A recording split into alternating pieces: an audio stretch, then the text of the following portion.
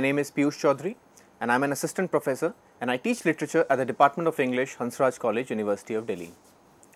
The topic that I will be discussing today is going to be a short story titled Dharma, written by the much acclaimed Indian writer Vikram Chandra.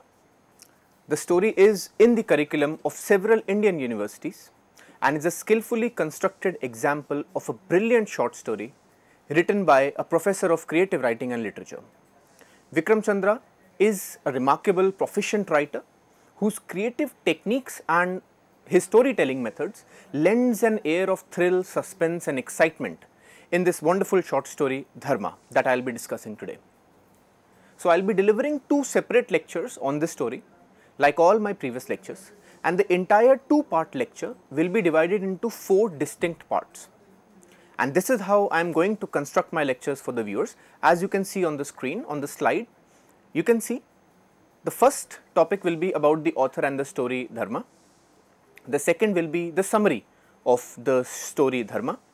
Then I will be taking up major themes and ideas such as past trauma and memories, Dharma, and I will be also discussing Dharma as a horror story, and then we will be discussing briefly upon the title Dharma, and then I will go on with the conclusion. So, now let us first begin the lecture with a very brief description of the author. So, Vikram Chandra is an Indian born writer. He is currently based in California, where he is a professor at the University of California, Berkeley, and he specializes in creative writing and Indian literature. So, this short story Dharma that I will be taking up for discussion here, it boasts of a carefully and a very well constructed plot. It is a horror story as I have mentioned earlier on in the lecture, and Vikram Chandra has very artfully described the highly sensational, riveting and the thrilling scenes of confrontation with the ghost.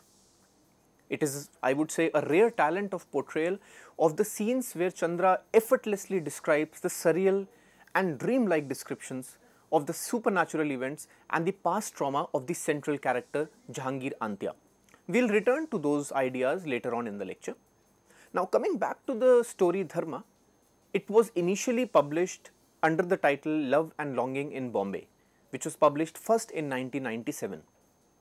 It is a collection of short stories written by Chandra, and it has several short stories in it, and together this entire collection takes the form of a novel, of a loosely constructed novel, I would say.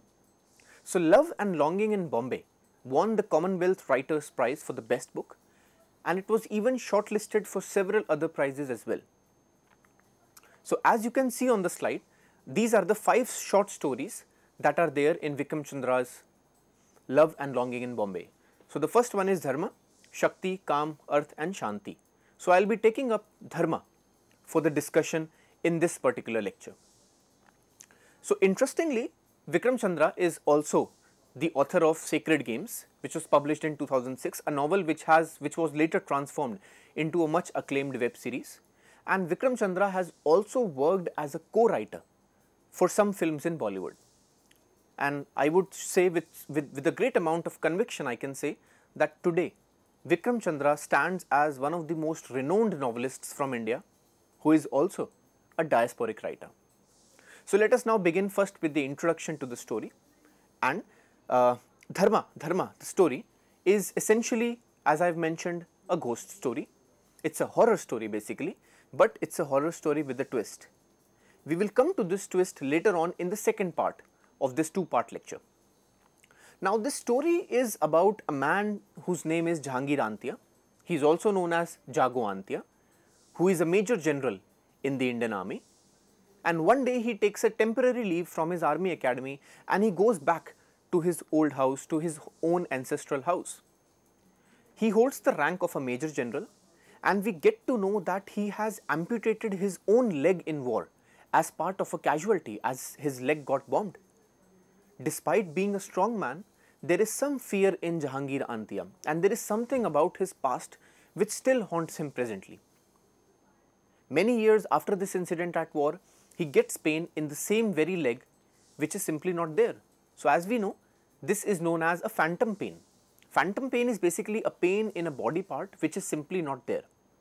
And in this case, Jago has his leg cut off in the war, and now he is having pain in the exact same place, in the place where he has no leg. How is it possible? So, phantom pain is basically a physiological pain that occurs in a limb which has been cut off. That is why it is known as phantom pain, because phantom is what do we mean by phantom? It means basically an apparition, an illusion, a ghost perhaps, something, something which is not there and something which feels supernatural, unnatural, right? And now when the pain is too much for him to bear in his phantom leg, he then decides to go back to his home and to his ancestral home. And there, in his ancestral home, he has certain experiences of a ghost which can only be seen by him and by no one else. And finally, after a painful ordeal of several days, Jago is able to face the ghost, and the exorcist helps him in facing his ghost.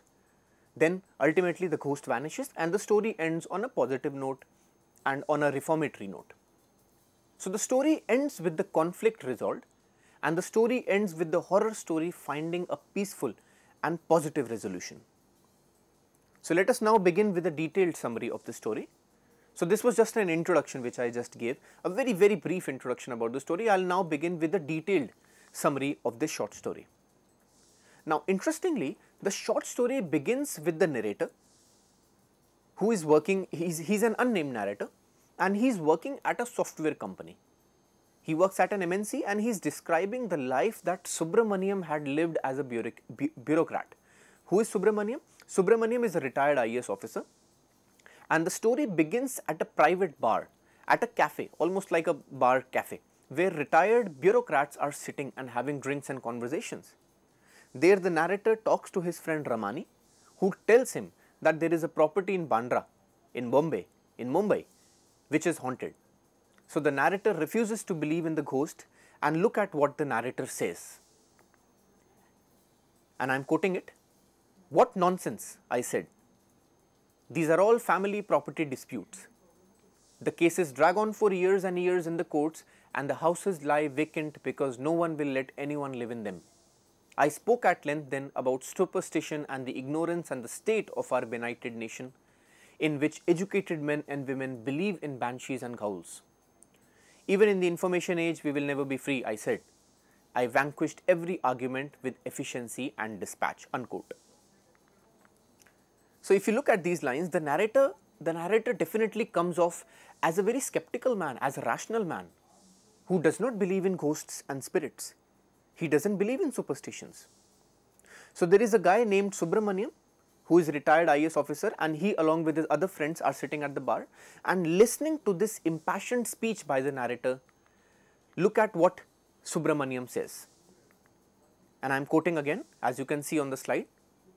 So the retired IAS officer Subramaniam says, "I knew a man once who met a ghost. Some people meet their ghosts and some don't, but we are all haunted by them. Listen," he said. And from this point onwards, the story Dharma begins. So these lines I would say are the single most important lines which contains the entire crux of this story, of this short story. Subramaniam says that there are some people who meet their ghosts, and then there are some people who are not able to meet their ghosts, but all are haunted by them. These are very significant lines, and we will return to these lines shortly in the second part of the lecture. Now after these lines by Subramaniam, the narrative breaks there and the story Dharma begins. And from here onwards, the story of Jahangir Antia or Jago Antia begins. So the unnamed narrator in the story then narrates the entire story. So let us now begin with the story. So Major General Jahangir Antia, on his 50th birthday one day, suddenly starts getting a phantom pain in his missing leg. We are told that Jahangir, also known as Jago, had a prolific career in the army, and he has won several combats and medals in his lifetime. He is a decorated army man, and he is an exceptionally strong and resolute man. Despite not having one limb, he was much stronger than all the other young cadets in the army camp, and that is why the juniors tried to imitate him, as they too wanted to be like Jahangir. So look at how Jahangir is, looked upon by his peers and his juniors in the academy. Despite not having a limb, he is much more stronger than them. right. So, look at how Jahangir is respected by his academy, in his academy by his peers, and I am quoting again. The narrator says, he was famous for all this, but the leg was the center of the legend, and there was something terrible about it, about the story, and so it was never talked about, and everyone believed that his loneliness was the mark of his genius, unquote. So, at this point, reading these lines, it is quite clear that there is something about the past of Jago which is uncomfortable, which is frightening, which is eerie. There is some story behind his personality which is unknown to everyone around, or even if it is known around, it is not discussed openly. But what is that? What's this suspense? We will find out that towards the end of the story. We also know that Jago was a very strong man. He was a stern army man who doesn't express his pain openly to anyone. After being disturbed for several days about the phantom pain that he was feeling in his legs, he was almost about to say it to Thapa, the servant. And I am quoting it, but he resisted. Look at these lines to understand the character of Jago. So, he wanted to say it, but still he does not say it. And look at these lines, and I am quoting it from here. He had for a moment wanted to say something about the pain, but then the habit of a lifetime asserted itself, and he threw back his shoulders and shook his head. Therefore, we understand that Jago is a reserved, a very stern man who doesn't share his pain very openly. He is sort of a stoic, and he hates sympathy from the men around him. He is not comfortable with the idea of showing his pain to anyone, as he thinks that it is below his dignified status as a strong Major General of the Indian Army. He doesn't want to show his pain to anyone, and only when nothing works, Jago then reluctantly goes to the doctor, who prescribes him pain relieving pills. But even those pills do not work, and the phantom pain keeps on recurring and keeps on troubling him. Several days pass by and the pain does not ease off. So, Jago applies for a medical leave from the army camp, and he goes to his ancestral home in Bombay. And when we look at his ancestral home, we are told that it was once a very nicely furnished big bungalow, but now after years of inoccupancy due to the rains, it has now been degraded. So, the walls, if you look at the description of the walls, even the walls are mud stained, the walls are dilapidated, the walls are worn out. So, the walls of this ancestral home too add to the haunted aura of the house, and thereby adds to the spooky atmosphere of the horror story. And in this house lives Amir Khan, who is the housekeeper. He is the servant, he is the housekeeper over there, and he maintains the house in the absence of Jago. Jago expresses his desire to sell this house, and Amir agrees to it. So, this place, this old home is a place where Jago gets reminded of his past. He gets reminded of a lot of incidents from his past, from his childhood, from his youthful days. Then one day, living at the same place, he suddenly hears a voice coming from the house and realizes that it's the voice of a very young person, perhaps a kid, coming from the house. He sees footsteps and shoes, and also an apparition of a person which is coming towards him. But Jago tries to shoo away the thoughts of a ghost, as he does not believe in ghosts and superstitions. Look at this quote that I am quoting right now. As you can see on the screen, he had learnt long ago that professionalism was a much better way to defeat fear than self-castigation and shame, and now he applied himself to the problem. The only possible conclusion was that it had been a trick of the light on the water, and so he was able to move up the staircase smooth and graceful once again. So, you see how Jago thinks that it must be some trick of the light on the water, and he might have confused it to a person's image. He is not willing to accept that it's a ghost event, that it's a supernatural event. And then he spends the entire night on the steps of the staircase of his house, and he remains seated there till the dawn. And for the next 3 days, he remained unkempt, unshaved, and he was not in his usual graceful self. Still, look at Jago, and Jago basically believes that he is just exhausted from work, and that is why he is not able to sleep. But that's not true. So, we see how Jahangir tries to drive away the thoughts of a ghost in his house, befitting his strong status as an army general. So the next night comes and both Jago and Amir, both of them now go through this horror experience, and this time the ghosts ask him, where shall I go? So Jago listens to this voice, where shall I go? And then he falls by his stairs and he falls down the stairs. And right then the story goes back to the past of Jago, to the battlefield in the Indo-Pakistan War of 1971. The narrative then goes back to the battlefield. So the story keeps going back and forth as the readers would realize when they read the short story. And in this war we get to know that Jago had to face a mine blast which almost half destroyed his leg. And he knew that if the leg remains unoperated, he can die of infection, and as the doctors did not have the time to operate, so Jago takes the brave decision of cutting his own leg. Yes, he does that. Look at the graphic description and the chilling description, I would say, that the narrator gives of the bloody scenes in battle, and look at the slide now and look at how Jago cuts his own leg off. And he quotes here, and I am quoting here, "No time. Cut it off now," he said, but the nursing assistant was dabbling with the bandages. Jago Antia said to Jung, "You do it now, quickly." They were all staring at him and he knew he could not make him cut him. "Give me your kukri," he said to Jung. The boy hesitated, but then the blade came out of its scabbard like a hiss that Jago Antia heard despite the ceaseless roar outside. He steadied himself and gripped it with both hands and shut his eyes for a moment, and there was impossibly the sound of the sea inside him, a sob rising in his throat. He opened his eyes and fought it, pulled against it with his shoulders as he raised the kukri above his head against darkness and mad sorrow, and then he brought the blade down below his knee. What surprised him was the crunch it made against the bone. In 4 strokes he was through. Each was easier. Unquote. So we notice through this graphic detailed scene how Jago cut off his own leg in war as it got permanently damaged due to stepping on the landmine. Such is the mental strength of this man. Now the story again comes back to the present, where an exorcist has been invited by Jago to ward off the ghost in the house. His name was Thakkar. He informs Jago that the ghost in the house is of a child and that it is immovable. Look at this slide again. This is what Thakkar says, the exorcist. "It is very strong," he said. "What is it?" said Jago Antia angrily.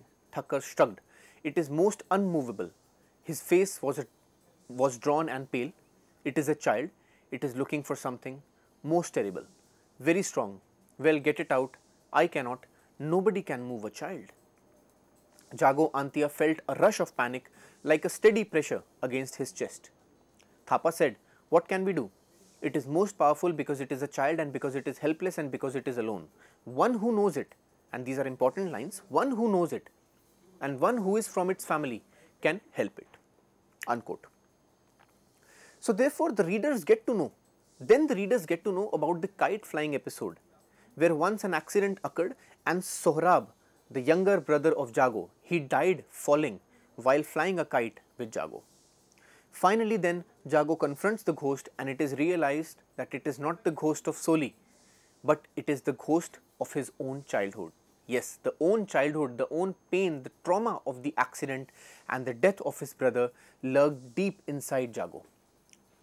So look at the description of the final revelation, and the final moment that Jahangir meets is his own ghost, and I am quoting it.